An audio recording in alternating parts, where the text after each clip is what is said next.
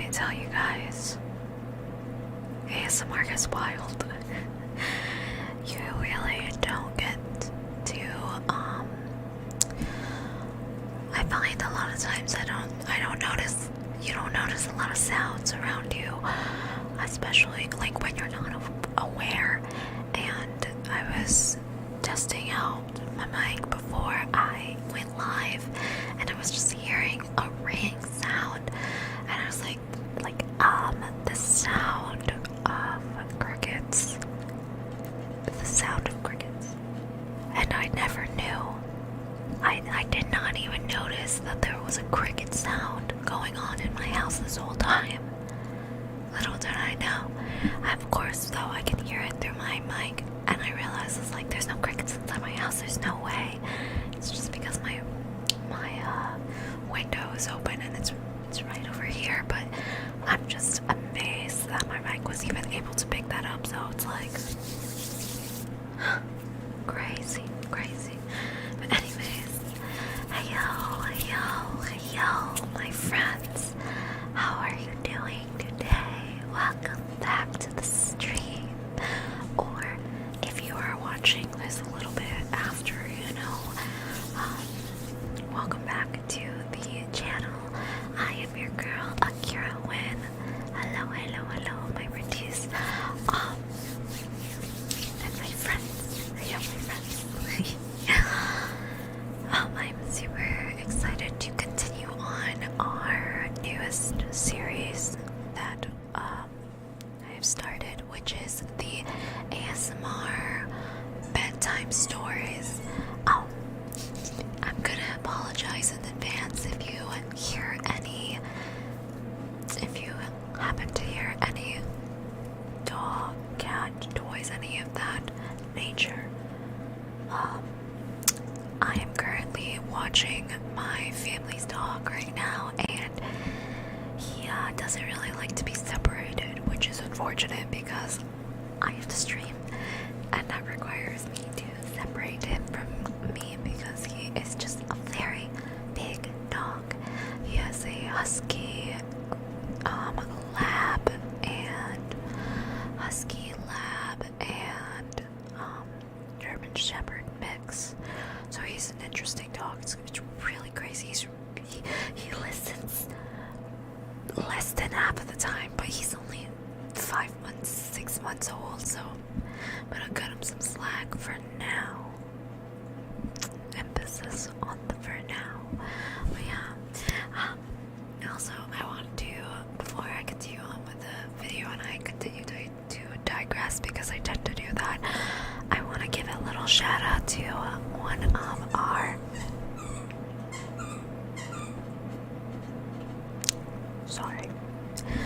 I want to give a special shout out to one of our members in our community that actually gifted me this beautiful thing.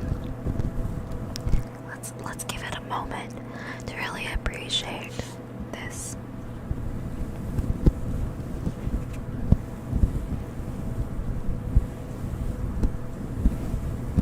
Yeah, it's nice. I know. Super nice. He gifted this to me. It was on my birthday wish list, and I think this was a Christmas gift, so thank you so much, Smooth. If you are ever gonna watch this, shout out to you and to anyone else that gives me anything off of my wish list. I try to put things on my wish list that I believe is gonna help me in any way in my business and in my production, and yeah, so thank you. And I'm not gonna lie, these are really soft. This is so soft. It's like really comfortable. I kind of just want to like rub my head into it because that's how soft it is. It's really weird. Man. Also, I feel like I failed to mention this, but Merry Christmas, you filthy animals. Merry Christmas. I hope you got everything you wanted. Yep, Santa came by and dropped off some goodies.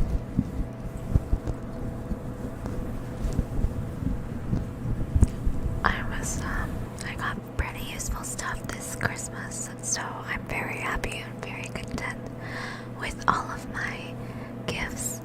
Of course, like I said, one of them being this beautiful like fluffy thingy.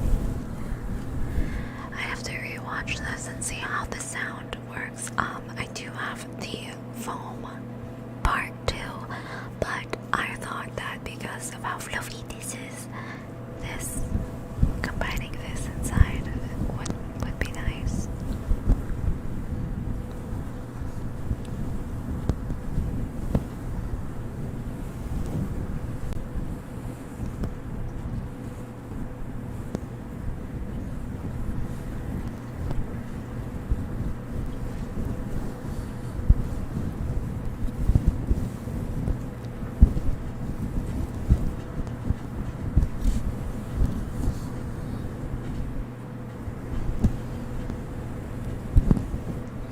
Don't worry. I'll just gently rub your head to sleep.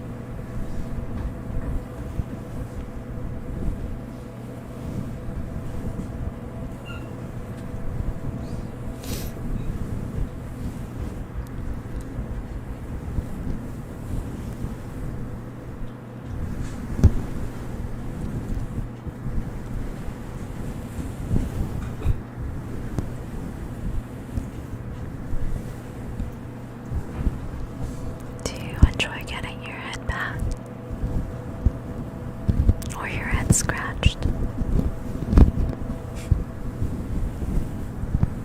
Or am I the only one? There's something about it. I don't know what it is.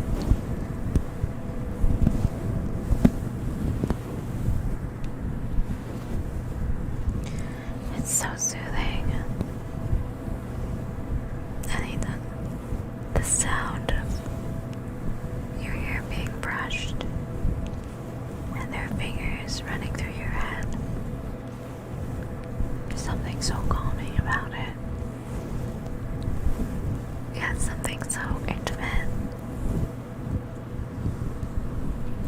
I don't know what it is, but it's just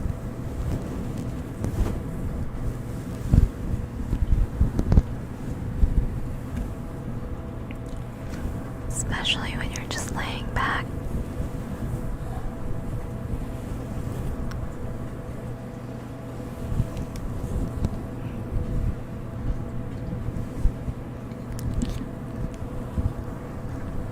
Oh yeah, also, side note, your girl got her nose pierced. I got it re-pierced. It used to be on the opposite side, but I switched it up and I like this side better.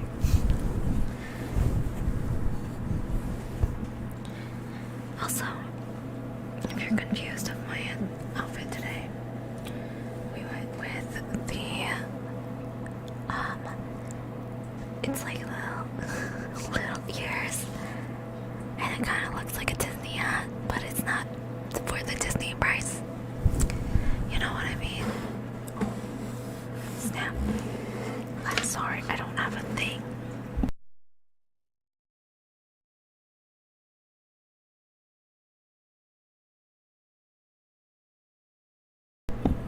Also, I'm gonna apologize. I did not realize that I didn't have chat.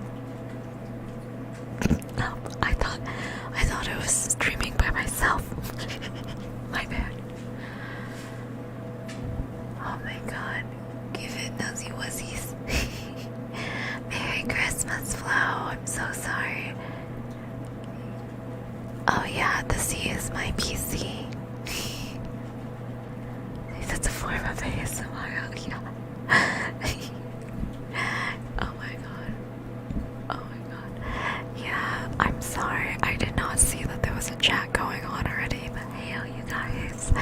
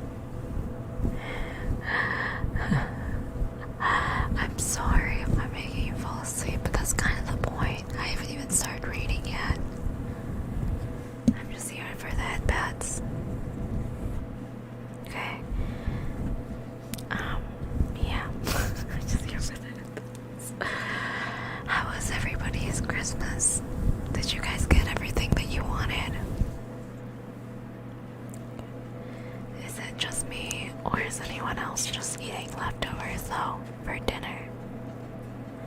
I got my good old pasta up in here.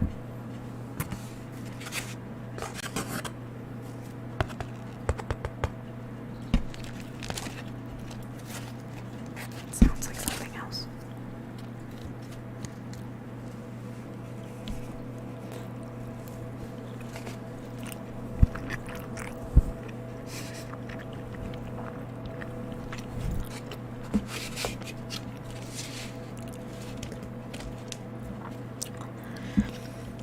That's my favorite part, man.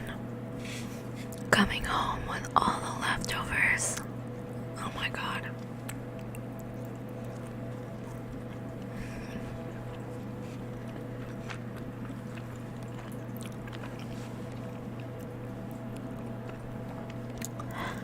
The part that scares me though is blowing through the leftovers, because I'm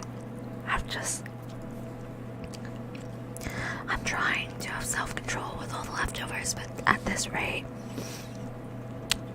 I can finish this by tomorrow. That's not good, because I was hoping everything would last me a little bit longer, but everything is just so good.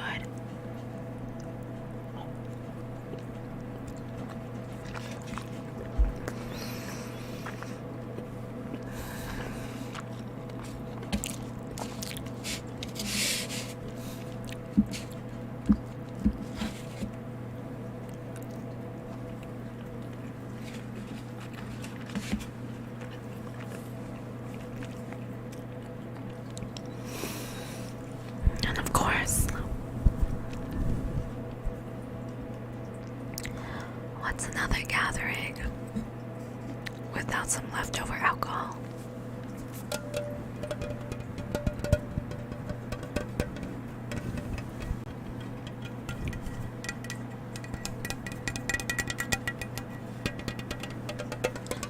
I got an espresso machine for Christmas. Let me tell you guys, your girl's gonna be correct. Correct, I'm telling you. I've also got my new order of gamer subs, so I'm gonna be even more correct.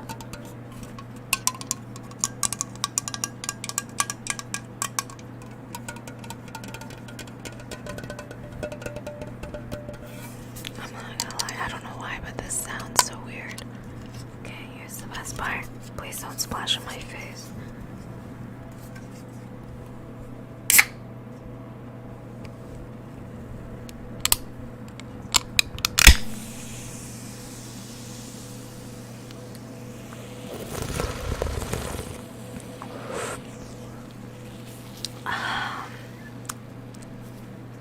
It's the good stuff.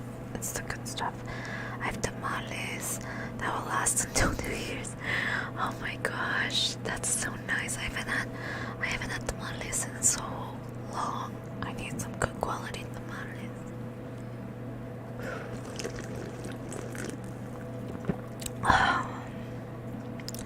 I do have someone coming by. I do have my cousin coming by though next week. Maybe I might get some tamales with him.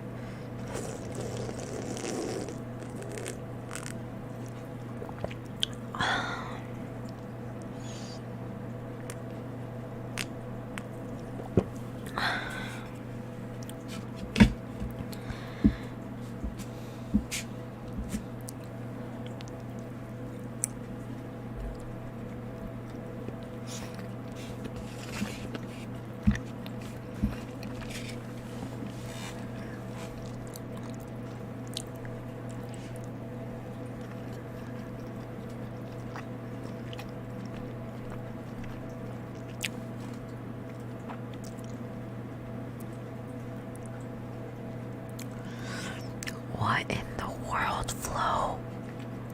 Holy cannoli. What kind of Christmas was that? That sounds horrible, my friend. Oh my gosh. I'm sorry. She sounds psycho. How can she have a case for something so stupid.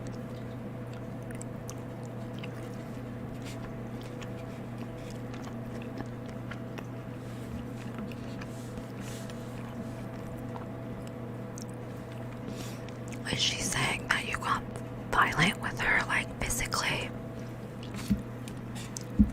That's crazy. Is your brother not defending you in any way, though?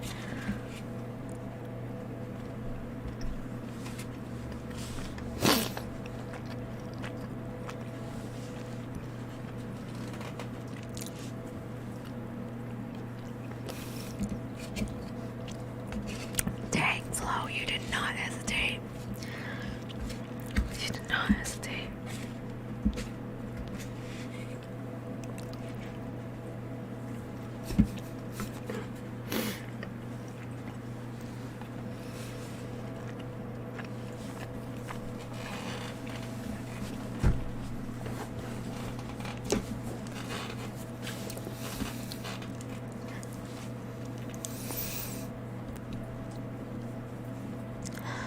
Dang.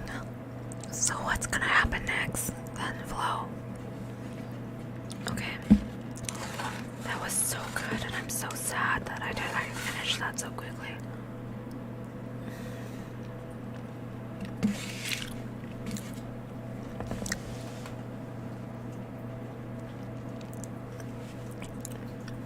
I finished that too quick.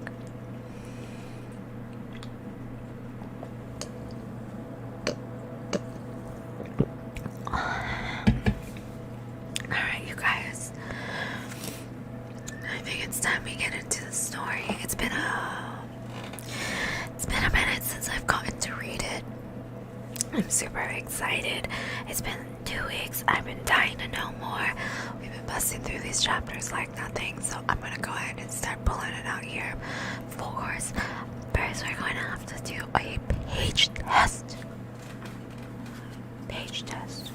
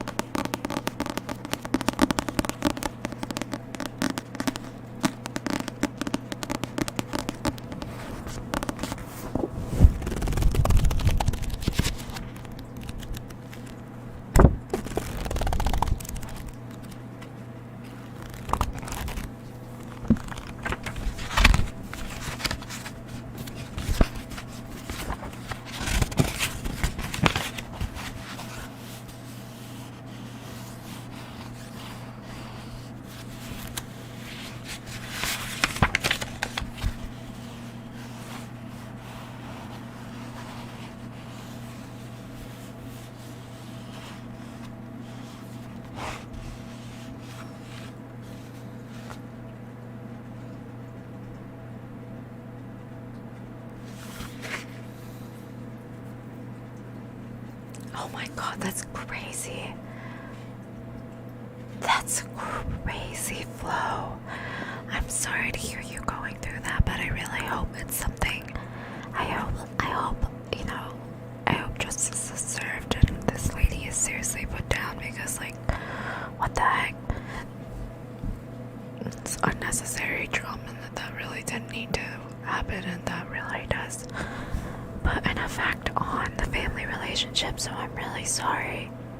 Flo, that's really, really hard, especially if your nieces and nephews are involved. I'm super sorry to hear that this is happening to you, especially during the holidays. It's very awkward, and it's not fun to deal with, you know, suing family. Gosh, it's too much.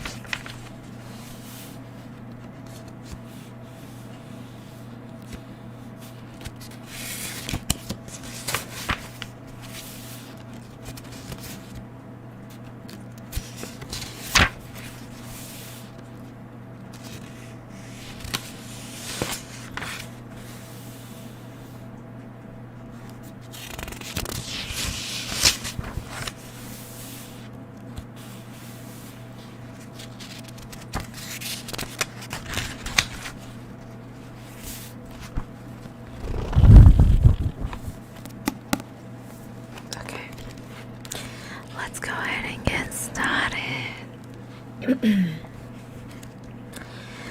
we are on chapter 11 now. If you do not know where we are right now, if you missed out on the first half of this book, we read chapters 1 to 10. You can go ahead and take a look at my YouTube channel. Go through videos. I'll start a playlist of where you can start seeing the following ASMR streams that will tie into this if you want to go back and watch it. I am editing out. The live streams are up and available if you would like to take that, if you would like to hear the added commentary as I go and read the book and talk to chat at the same time. But if you are just interested in hearing the book and some of my like very small commentary, go ahead and check out the YouTube videos. I have that there, and I took the time to edit it just for you. So you're very welcome. Enjoy. So if you missed it, we are reading 14 Ways to Die by Vincent Ralph. And yeah, 1 killer, 13 victims, 1 million views. We are on chapter 10. I'm sorry, chapter 11. Okay, let me set these things aside here and get myself a good chuggity chug.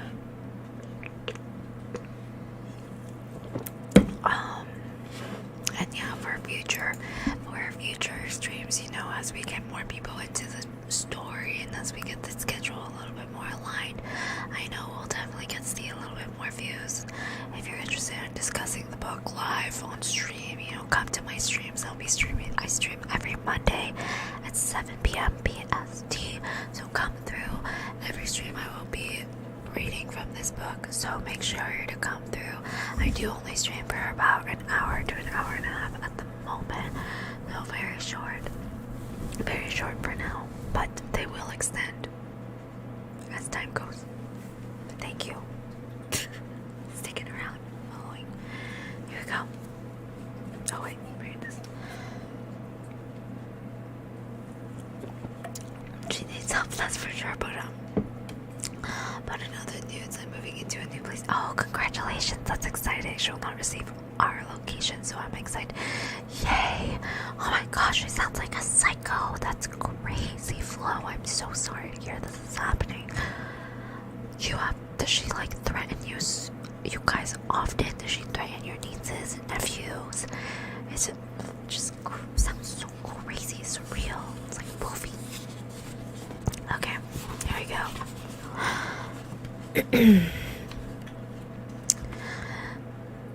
Are you excited? Adrian asks.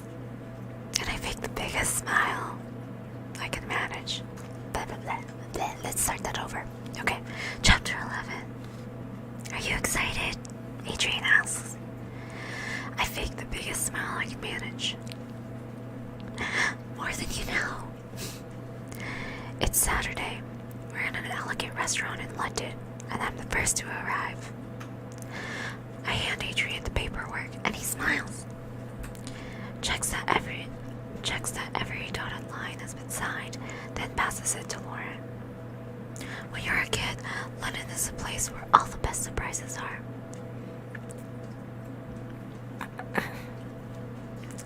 Like Hamleys, I don't know what that is. I'm sorry, I might be saying that wrong.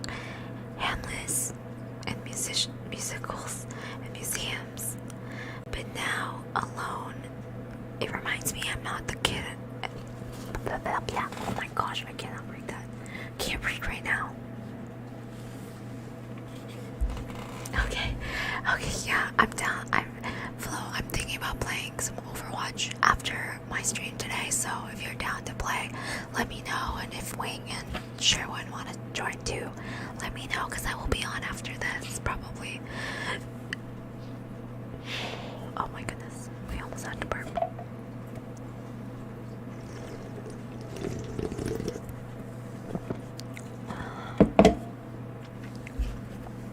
Okay, we continue. Okay.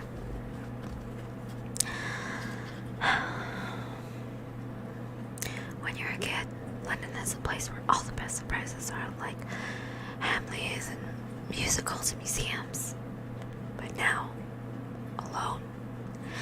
It reminds me I'm not the kid anymore. I didn't sleep last night, worrying about who the other stars are and if their hooks are better than mine. Lauren taps on her iPad while Adrian does a terrible job trying to keep me calm. You're probably really stoked to meet the others, he says. And I wonder where he gets these words from. I guess, I say, even though I'm shitting myself because this is not exactly my comfort zone. But then,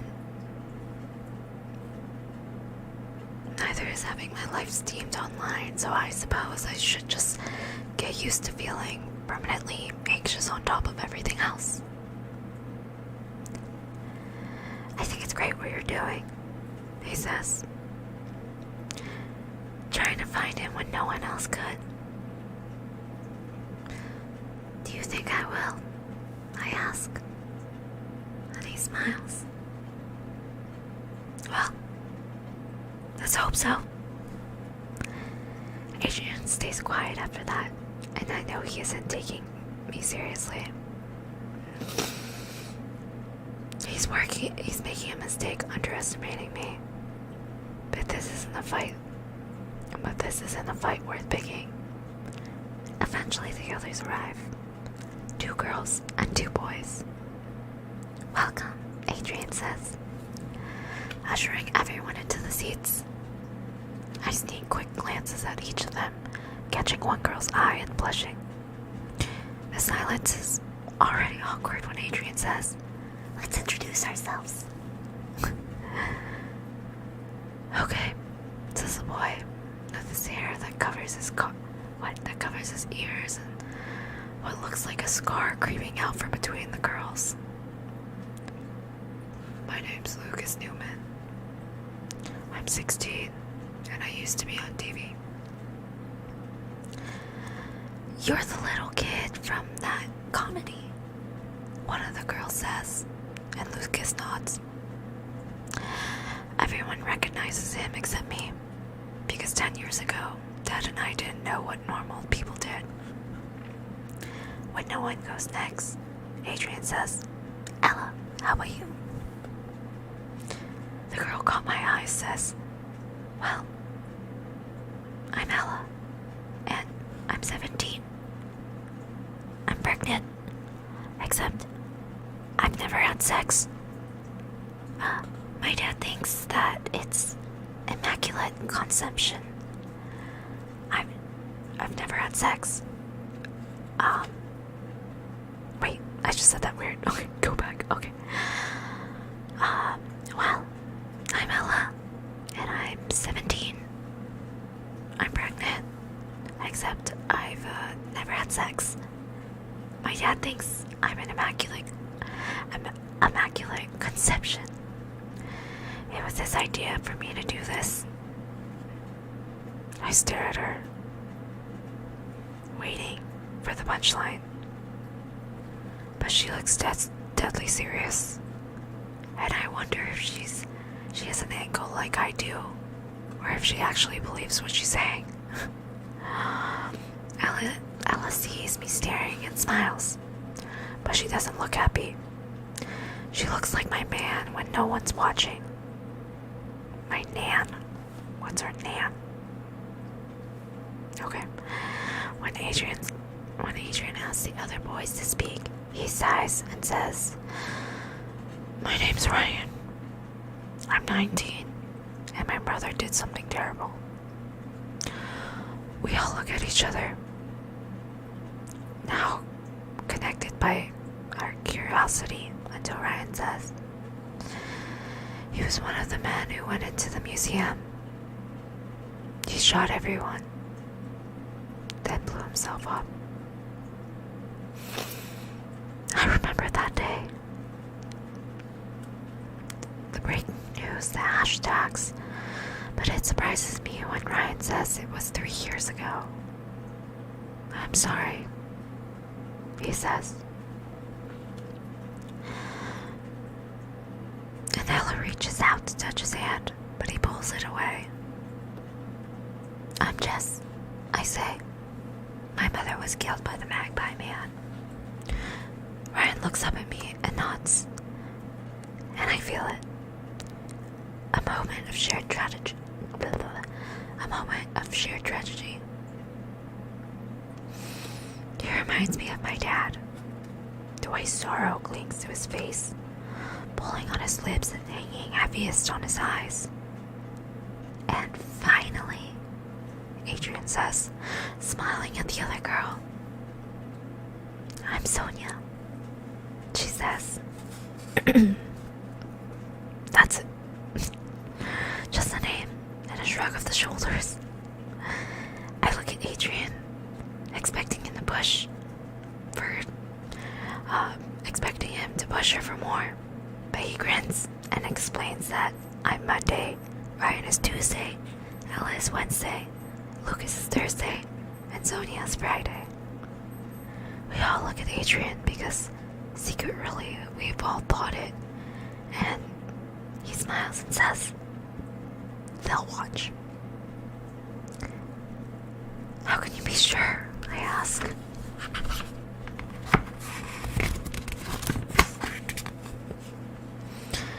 He says, wouldn't you? I guess he's right. I suppose to start with, everyone will try it, and it's up to us to keep things interesting. I've watched enough vloggers and reality shows to know that interesting means different things to different people. We watch hours of strangers doing nothing, talking shit, breaking up, making up conversations we've all had with somehow that are somehow so much better when someone else is having them. Sippy sip.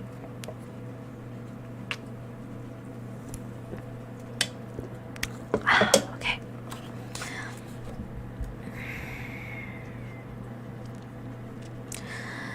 People will have their favorites, Adrian says. Just be yourselves. That's why we picked you. And then, calm as you like, he pulls out the twist. We haven't been completely honest with you, he says. And I'm terrified that this is all a joke, and that there's no show, and more importantly, no chance for justice. Or maybe it's already started. Maybe we're being filmed, and this is some sort of challenge. There will be 5 shows, initially, but only one of them will be continuing on. We look at one another, realizing for the first time that we're in a competition. Lucas probably thinks that he has an advantage because he used to be famous, but who remembers what was on TV years ago? And then there's something about Sonia I don't trust, because the rest of us have stories, and why would they pick her if she doesn't? How long do we have? Ryan asks. A month. As promised, Adrian replies. But the 3-month run is not guaranteed. Just because your viewing figures are high, they have to be the highest. I thought I would get the extension no problem. But if it's only reserved for one of us, I don't have any time to waste. Okay. Chapter 2. Okay. Whenever I go home after I'm supposed to, I wish for something that will never happen. I want Mom to be standing there with the scowl on her face and a lecture coming to the boil. I want her to yell at me, ask me where the hell I've been. I want dinner to be silent and horrible because she's annoyed at me and I'm annoyed at her for being angry. And I want Dad to make everything okay with a silly comment that makes us laugh. Our apologies coming through the giggles and we can't contain. But that doesn't happen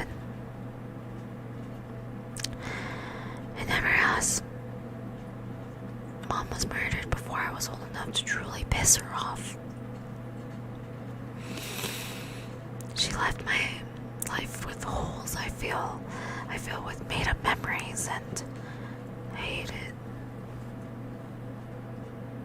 I wish I had the raging fights you see on TV, the stupid arguments about nothing. I wish I didn't have quite so many missing pieces. The confrontation we never had. The feelings we never shared.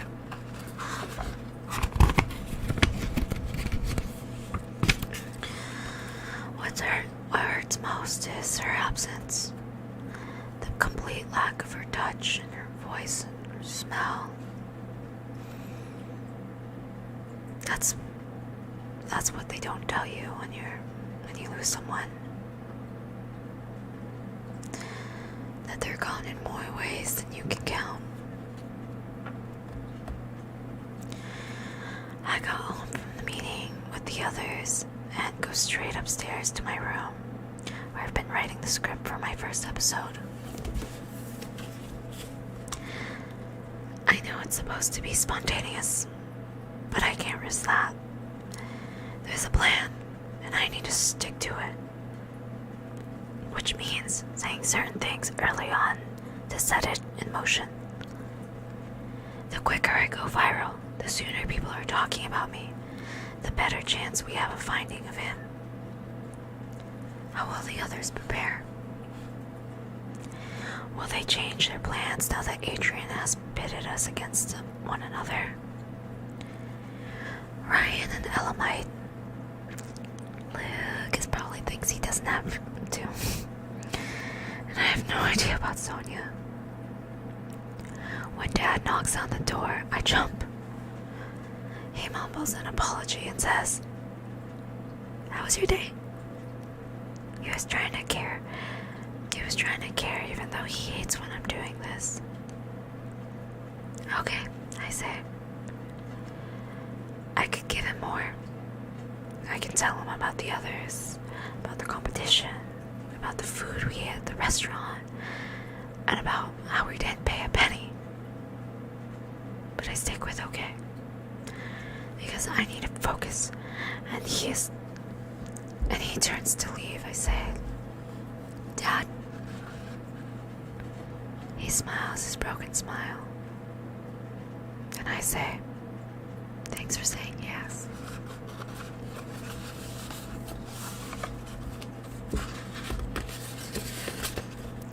He nods. He glances quickly around my room, then leaves. I have a month, hopefully 3, to catch a serial killer, but no one will watch if they hate me. I need to be likable, watchable, someone the audience can connect with. I need to be that perfect reality star, which, thankfully, is nothing like being the perfect person. Chapter 13. I live in Tufton, a place only famous from the town next door. People only stop here to ask how close they are to Harmony. They only come in to go out at the other side. Harmony has a beach and restaurants and hotels. It has sand sculptures and galleries and 6-screen movie theaters. Devton has a Pizza Hut. Before Mom's murder, it was safe, boring, unnewsworthy. The day before she died, a man committed suicide in the cemetery. All the town's tragedy wrapped up in a single week, and in the years since then, it has gone back in its old routine. I go to school at St. Anthony's.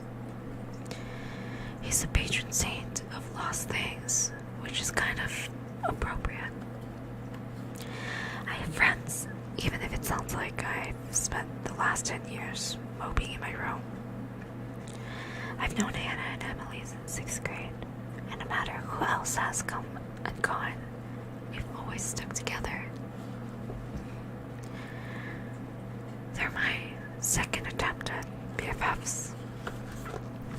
My first, Bernie and Aisha, fell away from me in the aftermath of Mom's murder. In the middle of my grief, when it's raw for most people to handle, they disappear, slowly stepping back until you turn around, and one day, they're gone. Bernie lived next door to me when we were kids. Aisha lived 2 blocks over, but they faded away long before we outgrew each other. I have higher hopes with Emily and Hannah. They don't know about the show yet, and I'm not sure how they'll react when I tell them.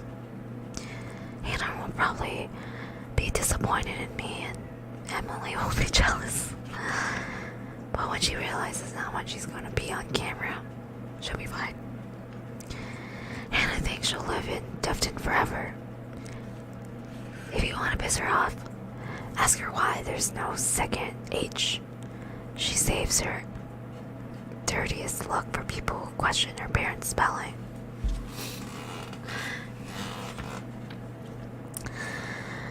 They own the ice cream parlor in Harmony, running it with a mixture of passion and exasperation. Yeah, wait, okay. They own the ice cream parlor in Harmony, running it with a mixture of passion and exasperation. I love watching them work. Hannah's dad yelling in Hungarian and her mom grumbling in Hindi. Emily can't wait to leave. Her mom's a teacher aide who cries all the time because her husband divorced her. Emily says it's no fun living at home anymore. When my mom died, her dad had just moved out. But the way her mom looks, and you would think it was the other way around. There are things you never say to a grieving person. There are things you never say to a grieving person. Like, keep your chin up, or I know how you feel. And what you never, ever say is, pull yourself together. But secretly, that's what I want to say to Emily's mom. Then I feel guilty because everyone has their own way to deal with.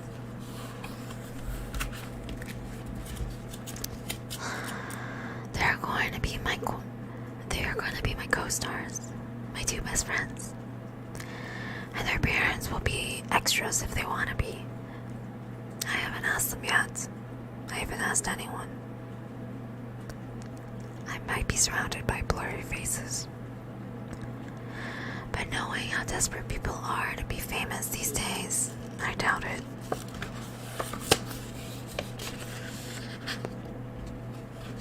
Hi Matthew, welcome to the stream, my dear. Yo. Should we do a headband break before chapter 14? Headbands.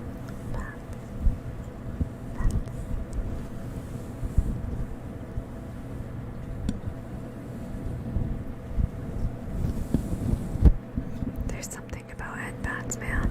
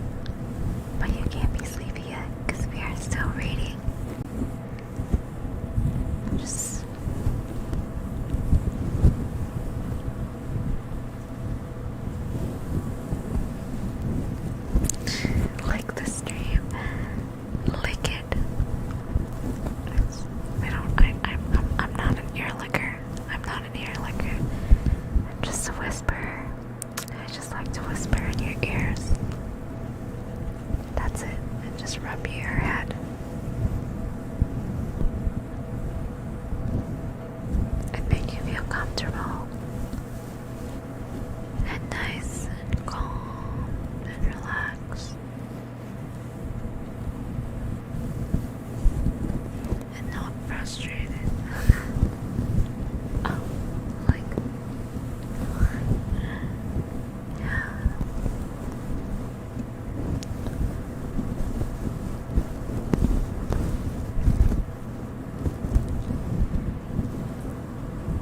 Don't let your eyes get too heavy. Please don't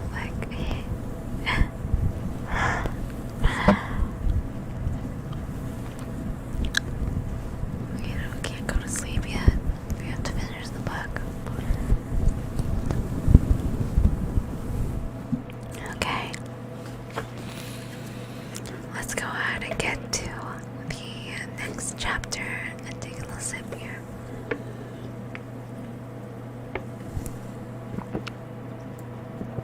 Oh, I didn't know. I'm sorry. I don't know the YouTuber jokes. I don't know anybody that YouTube streams currently. The only person that I knew that YouTube streamed was Wing, but he stopped, so I don't think he counts anymore. Okay. Shall we? Okay. Chapter 14. Can you explain this? Mr. Bradley asks, holding out a letter she's waving too quickly for me to read. I shrug, and she hands it to me, and I see it's from the production company requesting permission to film every Monday for up to 3 months. I start reading, but she snatches it back before I'm halfway through and says, "Do you want to just be a star, Jessica?" Miss Bradley is the school principal at St. Anthony's. She's stiff and serious with a face like warning signs. I've never seen her smile. She spends most of her time in her office when she does come into a classroom. The temperature drops. I thought it would be good to put on my personal statement, I say. And she sits down and gestures for me to do the same. You realize I'm gonna have to send a letter to the parents of every child in the school if I agree to this, she says. We can't have anyone on film without their permission. I know.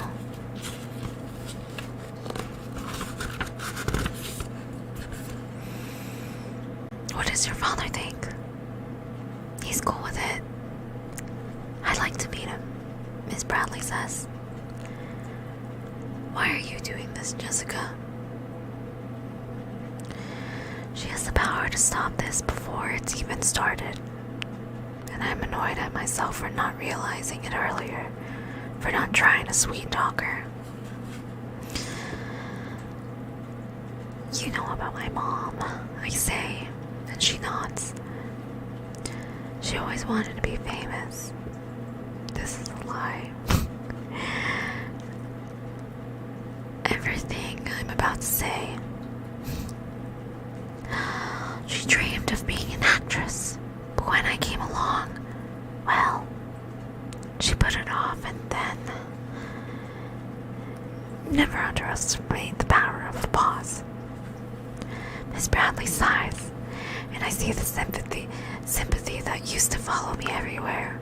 Her nods now sincere, her lips pushed into an understanding half smile. I'm not talented in any way, I say. I don't do drama, I can't sing, but I can do this. I stare at her until she says, you don't have to. Your mother would be proud of you anyways. People say that a lot. Strangers think pride is a universal feeling in dead parents. But if Mom is looking down on me, she's probably a little disappointed. I haven't done anything since she was killed, but I can't change that now.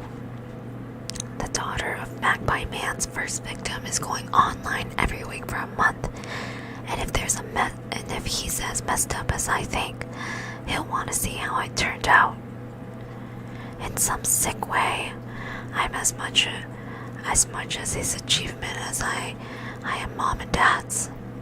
So if you're talking about pride, the Magpie Man is most likely to feel it. I am his fucked up creation after all. Damn. Chapter 15. Every Tuesday and Thursday, Nan comes over to clean the house and make sure we're eating healthy. Dad used to cook, but not now. On Friday nights, my parents would go through their cookbooks and surely always have 2 completely new meals every week. They filled out cupboards and our stomachs with things I've never heard of that nearly always tasted great. But Dad doesn't do that anymore. Mostly he lets microwave do the cooking. He buys what he can take out of a package and eat a few minutes later. Nana's careful not to make anything that reminds us of Mom. She leaves spinach out of the bologna sauce and chili out of everything. Every year, she makes second favorite birthday cake, not knowing that I buy carrot cake from the baker's at least once a week, remembering Mom's recipe with every bite. Nan talks to Dad, but he only says so much before looking weary. Sometimes I see the frustration he tries to hide, an argument bubbling below the surface. But if she tells Dad what she thinks, she does it when I'm not around. Wait, what? Sometimes I see frustration she tries to hide, an argument bubbling below the surface. But if she tells Dad what she thinks, she does it when I'm not around. She's been looking after us ever since Mom died, because she doesn't think we could look after ourselves.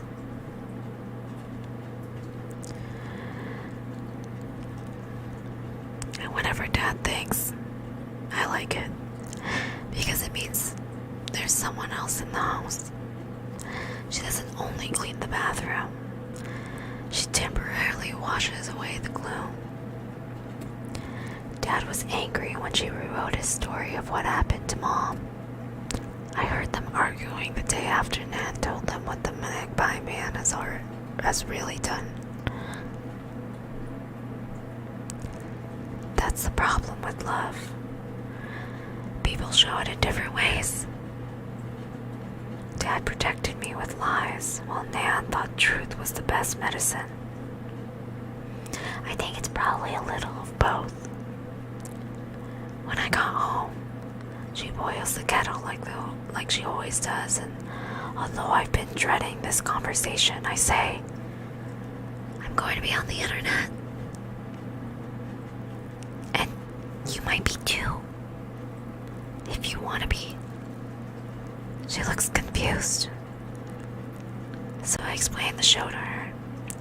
I say, I'll be a little like a celebrity for a while. A celebrity, she says, rolling the word around her tongue. Are you sure that's a good idea? It's probably not, but what choice do I have? I'm not doing this for that kind of fame.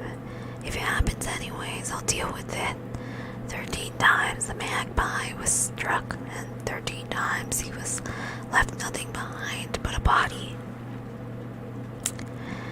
It's something I have to do, I tell Nan. And because she always wants the best for me, she agrees not to have her face blurred out. I'll have to get my hair done, she says. Me if I was an aunt.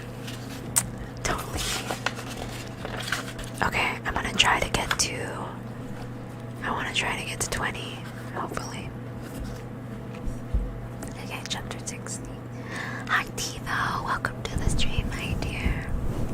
Just a little bit of headbats for you for coming through on this wonderful Monday. Merry Christmas to you.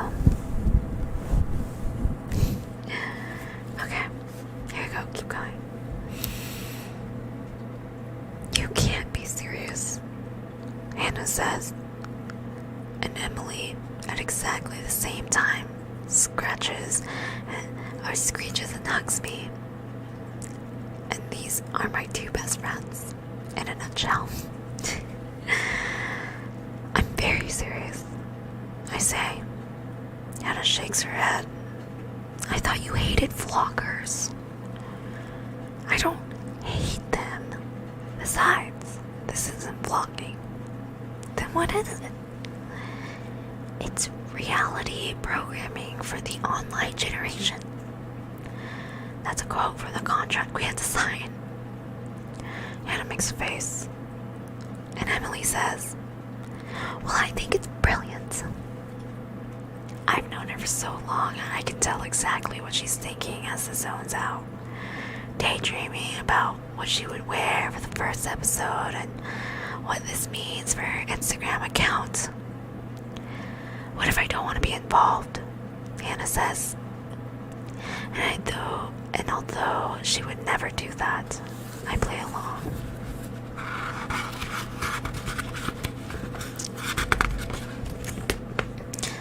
Then you'll be a blurry face. But I care what you think. She laughs, losing the disappointment parent act. What did your dad say? She says. He didn't say no. Well, he did, but I convinced him. Miss Bradley said yes after a little bit of emotional blackmail. Emily touches her hair, and I see the cogs wearing out. She figures out if it needs cutting before the big day. Why are you doing this? Hannah asks. So I tell them everything. Chapter 17. I have to sign more paperwork, giving the production team permission to access my phone and my social media accounts. This means that every time I get a notification or a message, that producers will see it. They can log into everything, read everything, and if they want, share everything with the rest of the world. They can put my messages on the viewers' screens, filling in the blanks. What this also means is that I'm going to have to tell everyone not to write anything they don't want the whole world to know. It's all in the welcome back, which explains what will happen when we go live, and how much of my life will be public property. The only place cameras aren't allowed is the bathroom. Everywhere else is fair game.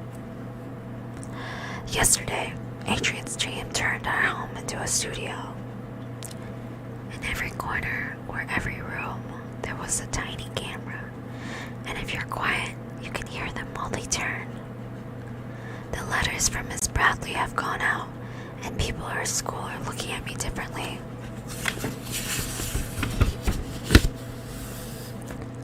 They're jealous, Emily says. Some of them, says Hannah. She still isn't completely on board, but she understands why I'm doing this. And when your mom was murdered, people tend not to argue.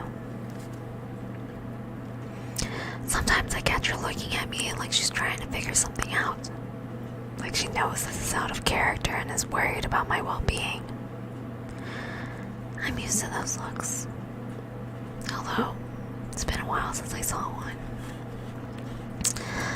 I'm not outgoing. I don't crave attention like some people at school. The ones who create drama as their bread and butter. Maybe I would have if Mom was still around. Maybe I would have grown into a completely different person. Now I'm forcing myself to be someone else to get my story across. Eventually, when your mother was murdered, people stop shouting for you, and you have to shout for yourself. Emily shows me her signed permission slip and says, "Tell them they can only film my good side." And I'm not entirely sure she's joking. 2 weeks from now, I'll be followed by a camera crew, and the weirdness of that is starting to sink in. My mom took some convincing. Emily says she's worried I'll get stalkers. If everyone's gonna get a stalker, it will be Jess. Hannah says, "No one's getting a stalker," I say, although the thought of it makes me feel cold inside. I imagine quitting, calling Adrian and saying I've changed my mind. But I've been doing that all my life, hiding by doing nothing. It's my turn to seek. Chapter 18. I'm blowing through this, guys, blowing through it. Ads for my channel start streaming online. By the end of the week, my Instagram follower count has gone through the roof. Below a picture of me, taken specifically for the show, it says, "The Eye, hunting the Magpie Man. Can she catch the killer? Subscribe here to find out." Subscribe. Speaking of subscribe, you know where to go. Okay. Anyways, this is actually happening. That's what I wanted, but the nerves come anyway. Every image of me on screen, every notification strings in a way I can't describe. I reach for Mom's bathrobe and search for her smell. It's long gone, but it still helps. "I'm doing this for you," I whisper when I imagine how the others feel. Ella, Ryan, Lucas, Sonia. They have their own, they have ads of their own. But this is a competition I have to win.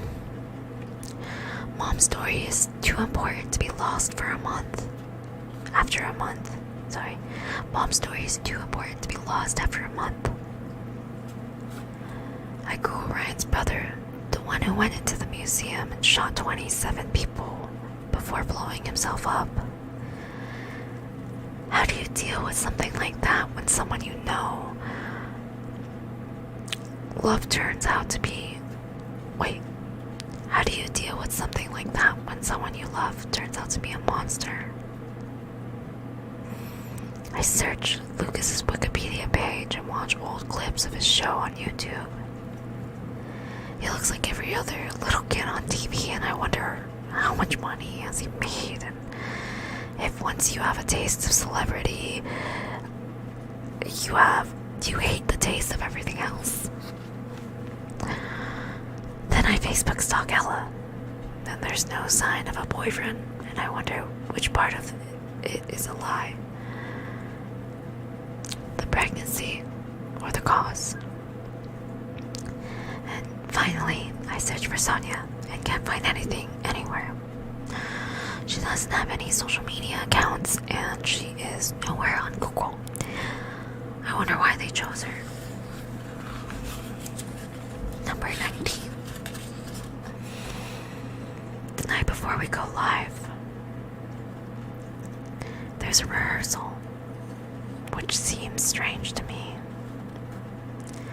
Because isn't this supposed to be spontaneous? But the director, Danny, who I've never met before, says, "We want your introduction to be perfect. We don't want anything going wrong in the very first scene. He's older than me, but he still looks too young to be doing this. When I catch his eye, he stares a little too long, and I feel a blush rise in my stomach and crawl up to my neck. Everything about him is neat and tidy. His hair, his clothes, his attitude. While my panic is growing by the second, Danny radiates calm, and I can already see why they hired him. He's not impressed by me. He doesn't treat me like a star. He sees me as something to move around a scene. "What do you wear to bed?" Danny says, or Danny asks. "I'm sorry." "What do you go to sleep in?" He says. "What do you wear?" For a second, I think about telling him where to go. For a second, I think about telling him where to go, but then I realize, what? Okay. For a second, I think about telling him where to go, but then I realize that for the next month, nothing is private. He isn't being creepy. He isn't coming on to me. He's doing his job. I pull my pajamas from under my pillow and hold them out to him, wishing they were clean and matching. "Cool. Put them on."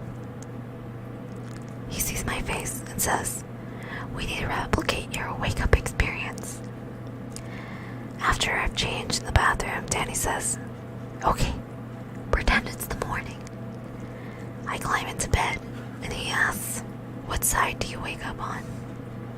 "I don't know." He makes a face. "What side do you fall asleep on?" "My right," I say. Danny nods. "We'll go with that. Lie on your right side and close your eyes. And action." Danny clears his throat. Then again. And I guess he's trying to tell me something. So I do what I think I do when I wake up. And when I open my eyes, I see Michael, the cameraman, across the room. But I don't do anything. Danny waves his hands and mouths, "Go." But I just lie there until he says, "Cut."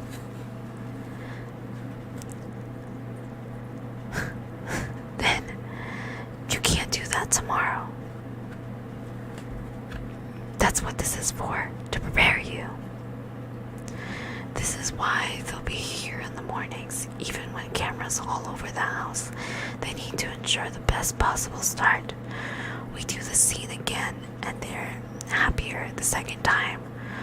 While Michael backs up, Danny speaks to me like I'm a real person and not a prop. Oh no.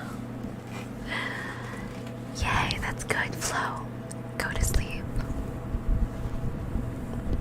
Gently start resting your eyes.